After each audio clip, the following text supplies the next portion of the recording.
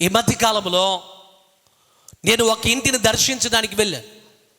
ఒక ఇంటికి ప్రార్థన చేయడానికి వెళ్తే ఆ ఇంటి ముందు దేవుని యొక్క వాక్యం ఒకటి కనపడి, అక్కడ రాయబడినటువంటి వాక్యం ఏంటంటే, this house is covered by the blood of Jesus.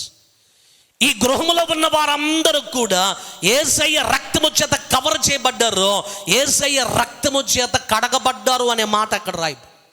ఆ మాట చదివినప్పుడు నాకు చాలా సంతోషం కలిగింది. అవునా, ఈ కుటుంబంలో ఉన్న వారంతా కూడా యేసయ్య రక్తము చేత కడగబడ్డారు అని అంటే ఆ ఇంటి వారందరూ కూడా ఎలాంటి వారు? రక్షించబడినటువంటి వారు. ఆ ఇంటి వారందరూ కూడా మార్పు చెందినటువంటి వారు.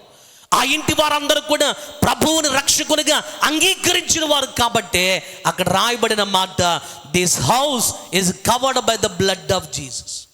కడగబడిందా నీ కుటుంబం యేసయ్య రక్తము చేత? నీ కుటుంబం అంతా కూడా రక్షించబడిందా?